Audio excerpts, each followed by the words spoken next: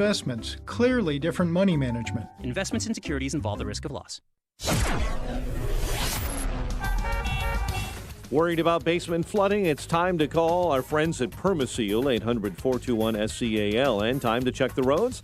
In our Team Hochberg Traffic Center, here is Jim Telemonte. On Chicago's south side, there are closures around 79th and Vincennes with a multi-alarm fire and hazmat situation at a convenience store there. A number of crashes, including one in Bensonville, westbound Devon before Bussey, and Buffalo Grove on Arlington Heights Road north of Lake Cook. We have some expressway delays. Inbound Eisenhower, it's tied Ogden to the Burn Circle. 30 minutes, 390 to downtown. Outbound 31, heavy Wooddale Road to Addison Road with debris in the right lane. Inbound Stevenson's little tight Ashland to the right, and the Ryan has delays starting at the Stevenson. It's 20 minutes from 95th to downtown. I-80 eastbound, the exit to Chicago Street's closed due to the flooding there. It's traffic. I'm Jim Talamonte on AM 560, The Answer. Chicago's Morning Answer continues next in our 1-hour heating and air conditioning weather center. Cloudy, windy with a shower or two today, high 62. Clouds and 53 overnight. Currently 52 at O'Hare. Next news at 8:30. Chicago's Morning Answer with Dan and Amy continues next on AM 560, The Answer. Listen to AM 560, The Answer, online at 560theanswer.com, on the AM 560 mobile app, and your Alexa-powered smart speaker, on TuneIn, iHeart, and radio.com. This is Chicago's Morning Answer with Dan Proft and Amy Jacobson on AM 560, The Answer.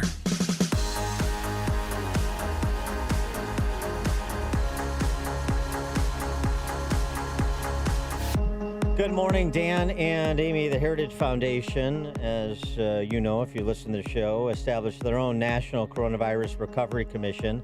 They set up their own suggested phases and guidelines and making policy recommendations across all COVID-19 related fronts. And now they've released this public service announcement as part of a campaign for healthy, sensible living, specifically targeting minority communities that have been disproportionately impacted. And now I say that, and I want to add a qualifier there that not enough people add.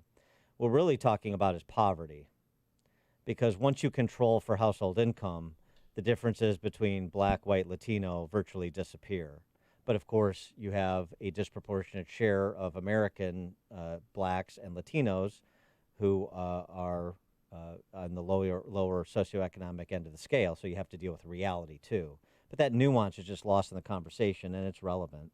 My name is Kay James. We're living in some frightening times, and each day brings us more news and information about the coronavirus. It's hard to keep track of it all and what you can do to stay safe. I know past experiences might make you skeptical about what you're hearing from the government and public health officials. Please don't put your own health at risk as a result. Wash your hands often for at least 20 seconds. Avoid contact with people who are sick. Keep 6 feet between you and others if you have to leave home. Cover your mouth and nose with a cloth face covering or mask if you have to go out. And disinfect frequently touched surfaces. Get medical help immediately if you have any symptoms. I'm confident we can beat COVID-19, but the cure starts with us.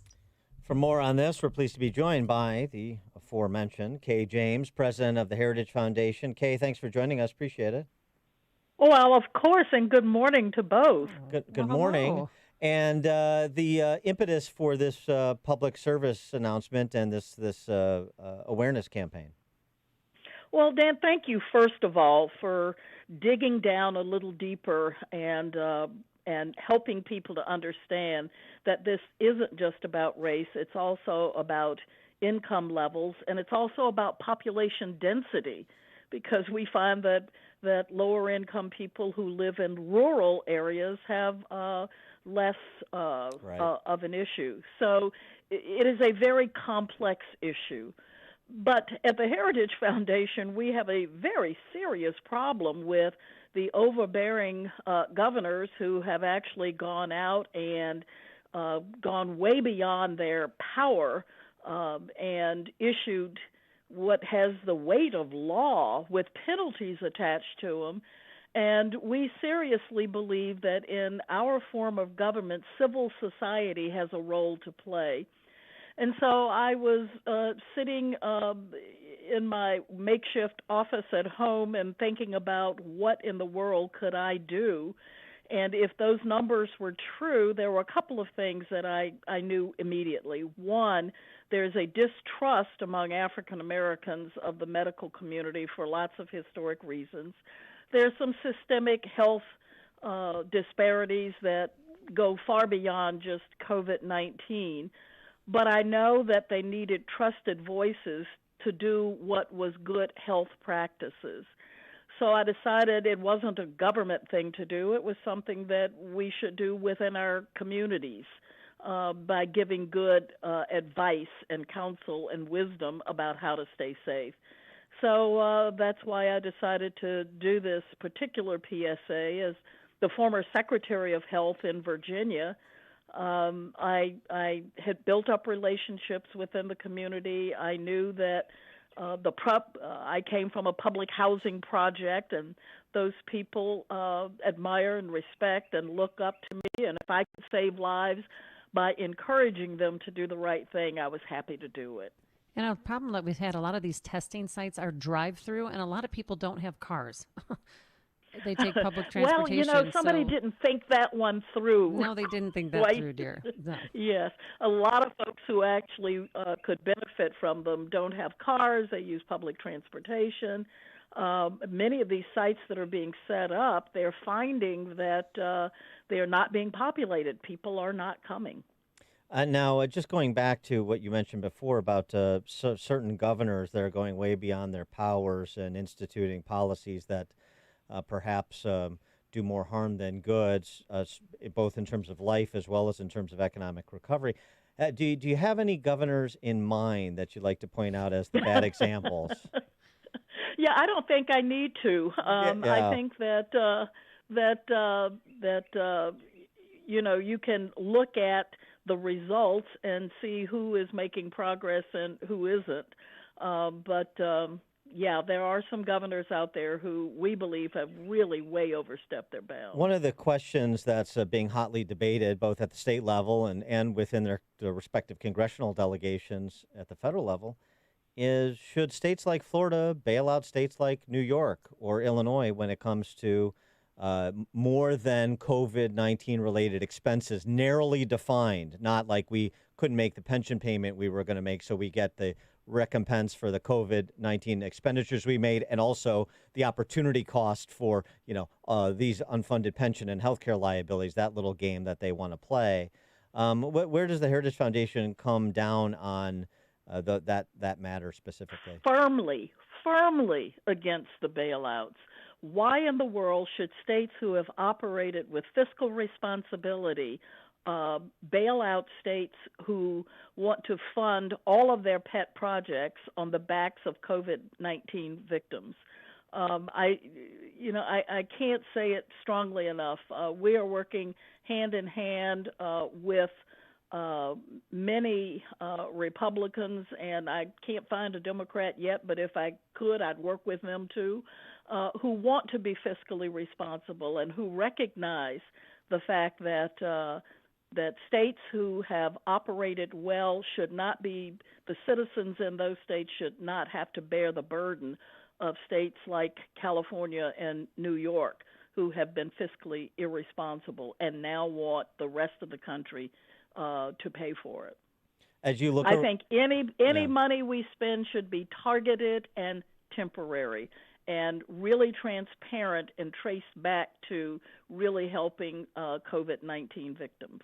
As you look around the country and see states in various phases of reopening, is there a state or two that you watch and you say, they've got it just about right, they're following a lot of our recommendations and they're doing other things that make sense?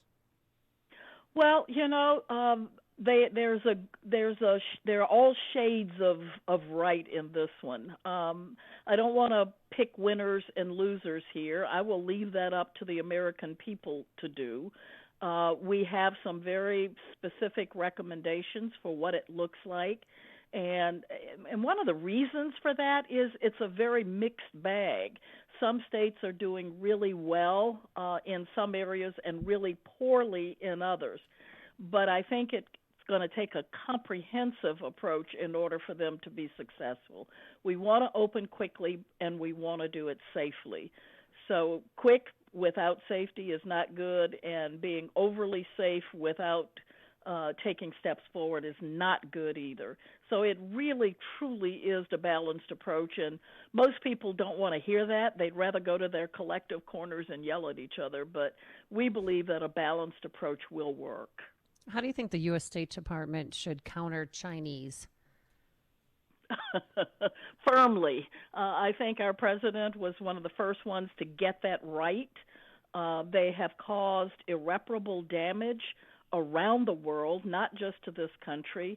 And I think other nations should join the United States in asking the Chinese to be far more transparent with their data, with the information that they have, and recognize the irreparable harm they've done to the entire globe. With respect to some of the guidelines and suggestions that your Recovery Commission has promulgated on the topic of safe reopening, what are some of the steps that you're recommending to advance the safety part of the reopening? Well, first of all, it is far more complex than most people want to deal with, because there are some communities where the threat of COVID-19 is not as severe in others. So the recommendations are going to vary depending on even down to zip code. So some people can open safely with far less restrictions than others. So if I'm fond of saying lots of people say we're all in the same boat, and I would rather say, no, we're all in the same storm, but we're all in different boats. Mm-hmm. Some of us are in luxury liners, and some of us are in raft boats, and then there's some communities that have life vests on, are in the water and struggling. So don't judge that community based on where you are.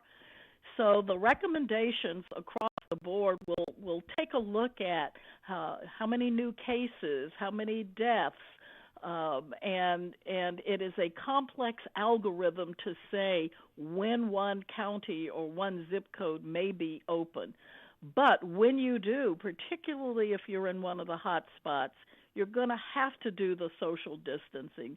You're going to have to wash your hands frequently.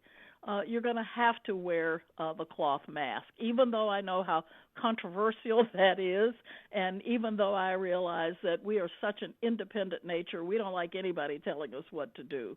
But if it can help a friend, a neighbor, or a relative not become sick, I'm willing to do it. Well, maybe help them. Dan, did you listen? Help them maybe psychologically, because as we know from Mark Siegel writing the Wall Street Journal today, and many other doctors, the cloth mask has virtually no impact in terms of transmission. Even Meet the Press's epidemiologist of choice, Osterholm from University of Minnesota, has said that. So, I mean, I understand the anxiety piece of it and helping people get over their fear piece of it, but I mean, we also need to sort of balance that with what we know about science behind it too, don't we?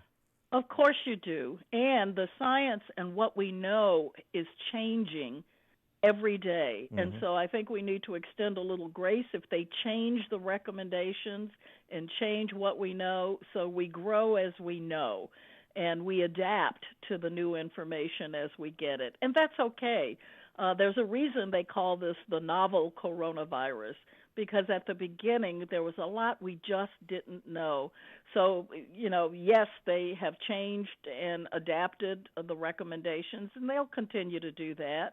And that's okay, because as we learn, we have to adapt. What about anticipating a potential second wave and what that may look like, sort of most likely scenario, and then even modeling for worst case scenario and planning for worst case scenario, so that we don't get on this yo-yo of shut down, open up, shut down, open up?